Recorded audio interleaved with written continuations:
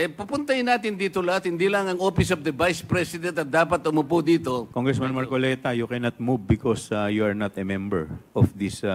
It is not. Lahat na po ng inisyuhan nyo ng notices of disallowance must sit here para makagawa po kami ng mas maganda, mas balanse na batas. Kung pag-uusapan po ay ang paggamit nitong intelligence funds. Committee. Hindi po masyado naintindihan ni Congressman Marcoleta yung katanungan niya. Sapagkat kanya pinareho ang confidence fund at ang intelligence fund. A normal procedure for the Vice President to have confidential funds because the previous Vice Presidents did not ask for any confidential fund.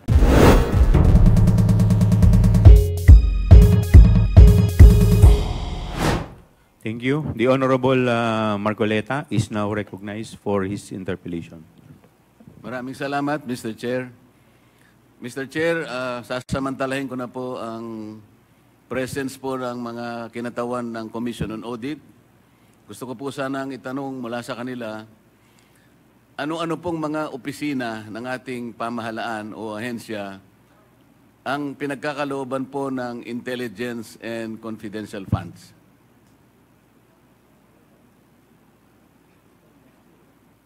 Attorney Camora, please respond. Confidential funds are given to NGAs, to LGUs, and some GOCCs po. You can elaborate, Madam Representative, sino po sa mga LGUs ang binibigyan po ng intelligence and confidential funds? Sa LGUs po,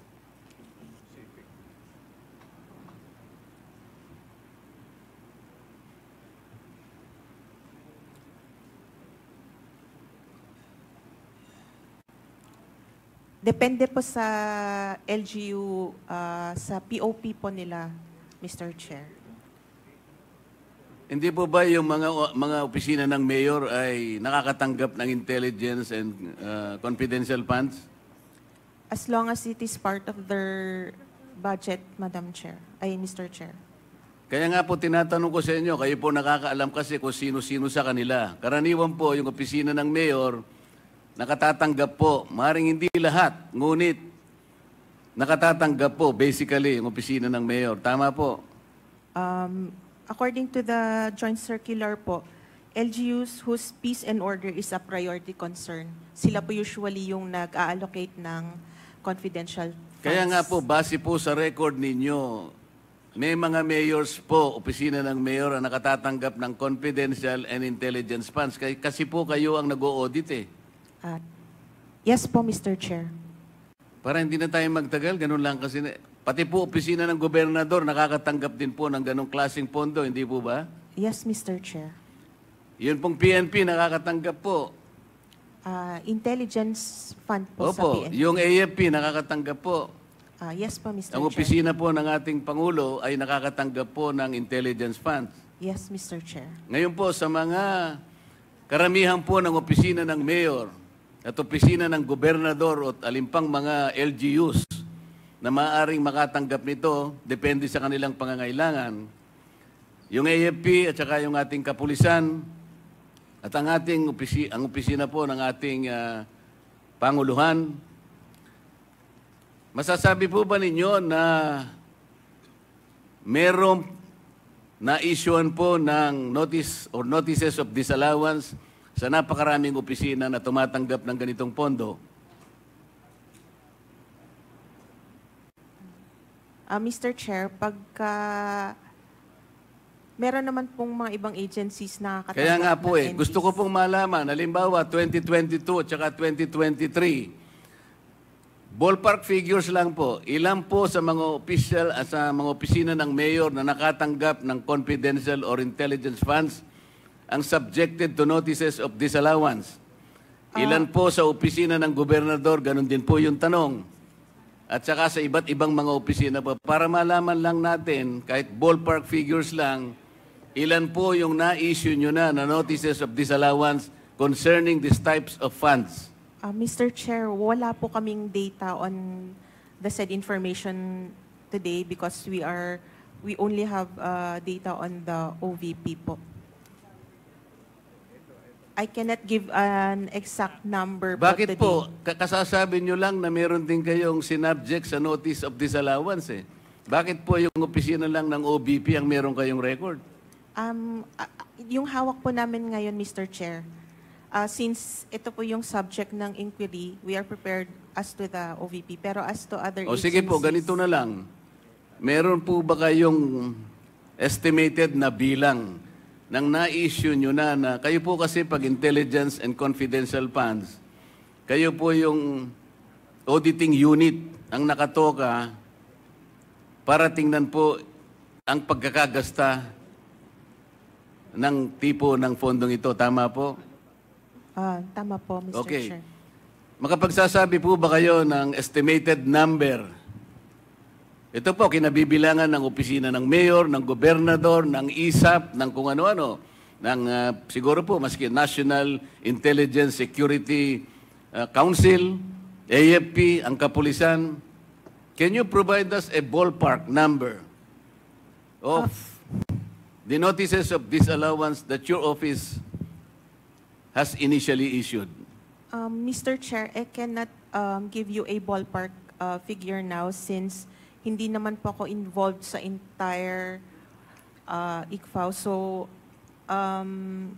Wala po bang isa sa inyo na nakaupo ngayon sa aming harapan ang makapagbibigay man lang ng estimated number? Napakarami po ng mayor, napakarami po ng gobernador.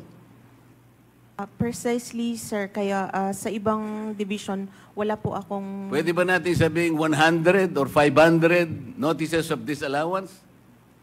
I cannot say po, Mr. Chair. How can you help us? We are supposed to be doing this in aid of legislation.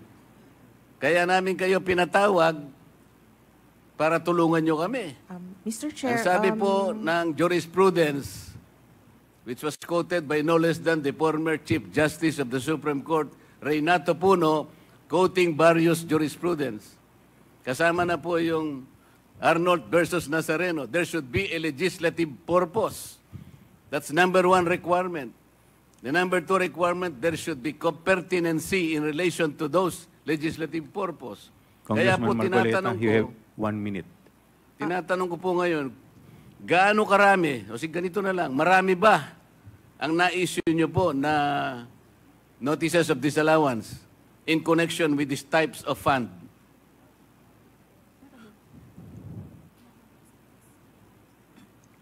Sir, I really cannot give an exact number Hindi nga sabihin mo today. lang, marami. Attorney, Medyo marami. Attorney Camora, could you please submit the documents that the Honorable Marcoleta is requesting? Yes. Kasi sa ngayon, Mr. bago ako As to the magtapos, numbers. Mr. Chair, I want Yes, to wind Mr. up now. Yes. I want please to wind up now. Can you at least sabihin mo lang, marami, medyo marami. Pati ba naman yun, hindi mo... Ang dami po nating mayor dito sa buong Pilipinas, ang daming gobernador, pati kapulisan, ISAP, AFP. So sabi mo kanina, marami na-cover ng... ilan ba? Madam Chair, kung yung current year, I can answer na O yung, konti lang on po. the average noon, yung halimbawa 2020, 2021, 2022, by way of your experience, by way of your former data, Previous years po, I cannot say since bago lang po ako sa ICFAO. So, we could just provide you po with the documents. Please wrap up. One last question, Congressman what about Marcoleta. to the other members of the Commission on Audit? Through your experience, let's say in the last 10 years, wala kayong may bibigay? Alam po ninyo kung bakit ko tinatanong ito? Kung marami po kayong na-issue, at alam ko marami talaga, na notices of disallowance, pupuntahin natin dito lahat, hindi lang ang Office of the Vice President at dapat umupo dito. Lahat na po ng inisyuhan nyo ng notices of disallowance must sit here para makagawa po kami ng mas maganda, mas balanse na batas. Kung pag-uusapan po ay ang paggamit nitong intelligence funds. Do you understand, Madam? Yes, I understand po the question. So, However, the committee is expecting to receive the number as well as the pertinent records pertaining to the issuance of notices of disallowance to the municipal mayors, governors, the PNP, the AFP, and such other agencies who are recipients of intelligence and confidential funds, because later on we will also summon them and sit with us. Thank you, Madam Chair, Mr. Chair. Congressman Marcoleta, you cannot move because you are not a member of this committee. It's good that you have raised that, Mr. Chair. I am a vice chair of this committee. On September 4, I was surprised because I saw the journal that I was replaced by my comare. The question is, if I am replaced as a vice chair, does that automatically mean that I am removed as a member of this committee? Before you answer that, Mr. Chair, I think I need some legal basis before you answer that. Yes, your removal from the vice chair, you were removed in a plenary session, House Rules. Now, under Section 28 of the House Rules, it provides that the House shall, upon the recommendation of the Committee on Rules, organize committees, their membership, and jurisdiction. Therefore, your removal as vice chair and member of the House was a plenary action, and therefore, it should be the plenary who should include you as member or as vice chair. Thank you. Mr. Chair, it was very clear that I was removed as vice chair. I was not removed as a member. Because you were There is this distinction between being a member and vice chair. If I Yes, was but- removed as vice chair, but your appointment as vice chair, you were not appointed as member. Your appointment was as vice chair. So hindi naman po kayo Mr. in-appoint Chair. muna as member bago kayo ginawang vice chair. Your immediate appointment was as vice chairman, and therefore your removal as vice chair will remove you as member also. Yun po yun. Well, And it's a that is plenary your- action. The committee has nothing to do with it. that is your opinion, Mr. Chair, but I am expecting that some kind of a basis should be presented that upon removal of a vice chair, that automatically also removes him as a member of that committee. That's all I am asking, Mr. Chair. Point of order, Mr. Chairman. We have already answered the manifestation or the inquiry of the Honorable Marcoleta. Next to interpolate is Mr. Chairman, Honorable. Mr. Chairman, Yes, with the permission, with the indulgence of Honorable Dionisio, I would like to recognize the Honorable Paduano. Mr. Chairman, under our rules, there's a motion for a point of order. And this is one of the highest motion that should be ruled by the chairman. So, Mr. Chairman, just a parliamentary procedure, the chairman should recognize the person that moves for a point of order, because that is one of the highest motion that should be recognized by the chairman. Thank you, Mr. Chairman.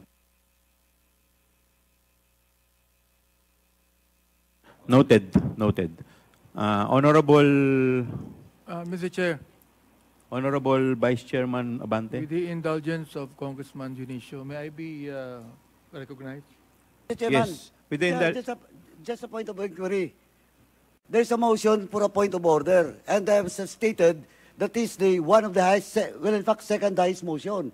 So the chairman should rule on that point of order that was raised by, I think it's Congressman Valeriano.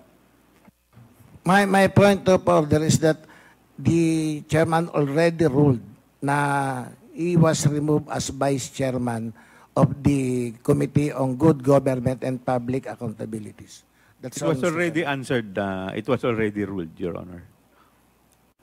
Thank you, Mr. Chairman. Thank you po. Mr. Chair, With the indulgence of Congressman Dionisio, the Chair would like to recognize the Vice Chairman Abante. Mr. Chair, a while ago, COA has answered the question of Congressman Romy Acob as far as the difference between an intelligence fund and confidential fund. Can you please repeat that? Meron pagkakaiba ang intelligence fund saka ang confidential fund? Yes, Mr. Chair. Ang Intel Fund po, it is given to uniformed and military personnel and intelligence practitioners. And the purpose is for activities that have direct impact to national security. For confidential fund, they are given to civilian government agencies that are intended to support the mandate or operations of the agency. Okay, Mr. Chair, therefore, ang intelligence fund, hindi confidential fund. Yes, Mr. Okay, Chair. pero kanina, yung pong question ni Congressman Marcoleta, sinasabi niya palagi, confidential fund or intelligence fund. Am I right? They are separate po. O therefore, hindi po masyado naintindihan ni Congressman Marcoleta yung katanungan niya. Sapagkat kanya pinareho ang confidential fund at ang intelligence fund. Na gusto kong itanong, Mr. Chair, no? Sinabi niya kanina, sinabi mo na mayroong confidential fund ng mga mayors and governors, di ba? Yes, Mr. Chair. Intelligence fund, meron ba silang intelligence fund? Generally, wala po since hindi naman po sila uniformed personnel. Okay, malinaw, Mr. Chair, na walang intelligence fund ang mga gobernador at mga mayor. Pero merong confidential fund. Yung pa ba? Tama ba ako? Tama po, Mr. Chair. Okay. Yung mga vice mayor at vice governor, meron ba intelligence fund o confidential fund? Meron ba silang confidential fund ang vice mayor at vice governor? Actually, sir, it's per agency po. So, if, for example, ma-designate na SDO ang vice, pwede po siyang mabigyan. Ano yan? Ano yan? It's If per he is agency po. designated If as he is mayor. Correct. As SDO po. Oh, As SDO. depend. If the vice mayor is designated as mayor, magkakaroon siya, correct? As mayor po. As SDO po. Ano SDO? Special Disbursing Officer. Special dispersing Special officer. Yes. Ay kung hindi, wala siyang confidential fund. Yes. O therefore, regularly, walang confidential fund ang vice mayor at ang vice governor. Yes. Ayan. Katulad din po yan ng Pangulo. Ang Pangulo dapat magkaroon ng confidential fund. Tama ho ba ako? Kung based sa GAA po, tama Opo. po. Pero ang Vice President, hindi kinakailangan magkaroon ng confidential fund. Am I right?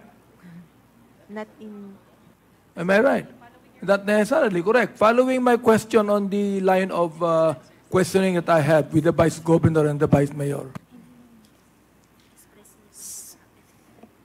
Sa NGAs po kasi, sir, what is expressly provided Oo. in the GAA.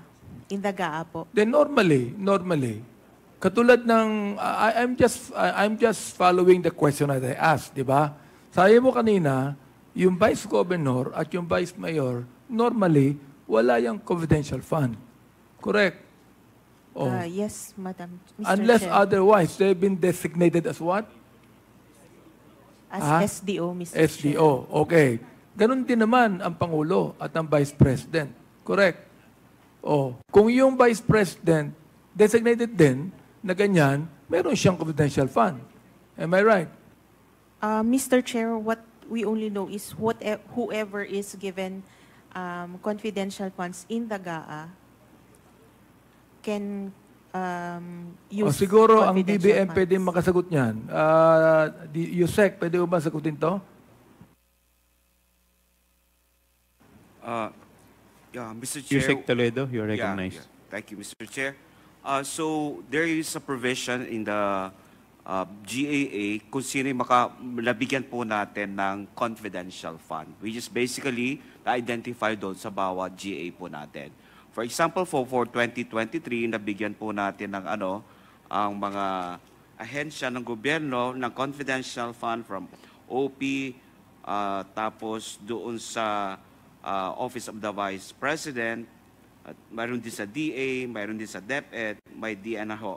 So all the way po, may listahan po tayo ng confidential funds na binibigyan natin sa bawat ahensya. Yung po bang binigay nating confidential funds sa Vice President, is that normal? Is that a normal procedure? Is that a normal procedure or not? O ito lang kahilingan? Kahilingan lang po ito. There was a releases po natin in the previous administration, even Mr. Chair. So I think part of that, at may request po sila, so we provided them. Kahilingan, request, di ba? Mr. But it Chair. is normal procedure. Si Vice President Lenny po ba, mayroon siyang confidential fund? Vice President Lenny Robredo? Nagkaroon ba siya ng confidential fund? O hindi siya humiling? I will check, Mr. Chair, of the data we have already for a while. Yung ibang naging Vice President, for example, like Vice President Cabayan, Noli de Castro, meron po pang confidential Yeah. fund? As Mr. Chair, as far as for the Vice President Leonard Bredo, wala pong confidential funds Ayan, po wala. na binigay natin. Vice President de Castro, wala din, di ba? I think wala rin po. Vice President Doy Laurel, wala rin. If I, that's too long. Malayo. Sorry. Sir. Oh, yeah? Hindi pa, Wala bata pa kayo noon. Wala pa. Yes, Mr. Chair. Sorry for that. Pero yes, Mr. Chair, probably from the previous administration lately, as mentioned, si Vice Mayor, President Leonard Bredo, wala pong confidential fund. Therefore, Yusek Toledo, taga saan po kayo, Toledo? Sir, I'm from Region 1, North, Region 1 po ako. Region 1, sa Ilocos. Pangasinan, sir. Saan? From Pangasinan, Mr. Chair? Pangasinan? Yes, sir. Baka mag-anak kayo na misis ko. Toledo ang misis ko taga Please wrap Pangasinan up, din. Congressman Abante. Hindi natanong ko lang. Natanong ko lang. Baka mag-anak ko to okay. Teka lang. Pero pa akong tanong sandali So therefore, Mr. Chair, it is not a normal procedure for the Vice President to have confidential funds because the previous Vice Presidents did not ask for any confidential fund, Mr. Chair. That is what I'm trying to say. So therefore, this is just a request from the Vice President. And being a very courteous DBM, you have given the Vice President confidential fund because if that is normal procedure and according to law, you should have given already confidential fund to the Vice President now. Di ba? Tama ba ako? Yes, Mr. Chair, you're right. Ayun. O gusto ko lang po malaman, Mr. Chair, ng taong bayan natin na hindi po normal procedure na magkaroon ng confidential fund ang Vice President sapagkat yung mga previous na Vice President ay hindi po nagkaroon ng confidential. Ito po'y kahilingan lamang. Kaya ang tanong natin dito, bakit kinakailangan magkaroon ng confidential fund ang Vice Presidente?